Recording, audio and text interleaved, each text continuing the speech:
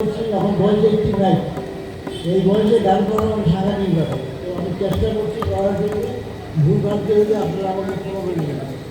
আগে ঠিক বাচ্চারা কিছু ভুল ভাবতে হতে পারে এই বয়সে।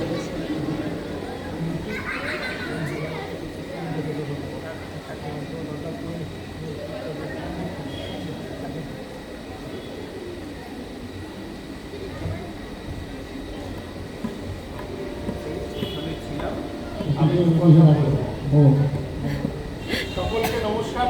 দুঃখিত একটুখানি ডিস্টার্ব করার জন্য, কিন্তু মেসমশাই আমাদের এই সৃজন সোনারগাঁওয়ে আজ থেকে প্রায় 8 বছর আগে প্রথমবার গান করেছিলেন এবং তখন মেসমশাই শিলিগুড়িতে থাকতেন। তোমার এখানে কেউ নেই তো? এবং উনি আমাদের অতি প্রিয় সৈকত দেবনাথের বাবা। উনি এবছর গান করবার জন্য নিজেকে লাস্ট 1 মাস ধরে তৈরি করেছেন, শুধু এইটুকু বোঝাতে যে উনি তো গান জানেন, তা নিয়ে সন্দেহ নেই, কিন্তু আপনাদের সামনে উনি একবার নতুন যারা এসছেন তাদের সকলকে নিজের গান একবার শোনাতে চাইছেন।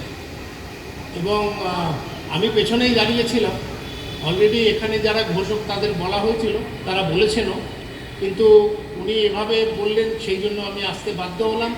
আপনারা সবাই মেসমশাইয়ের গান শুনুন এবং এটা একটা আলটিমেট এক্সপিরিয়েন্স। কারণ 85 বছর বয়সে আমরা কথা বলা চলাফেরার যোগ্যতা থাকবো কি না তাই নিয়ে আমাদের যথেষ্ট সন্দেহ আছে। সুতরাং সবাই একবার জোরে করতালি দিয়ে মেসমশাইকে উৎসাহিত করুন এবং মেসমশাইয়ের গান আমাদের জন্য আশীর্বাদ। সুতরাং সবাই মনোযোগ দিয়ে গানটা শুনবেন। Love you মেসমশাই।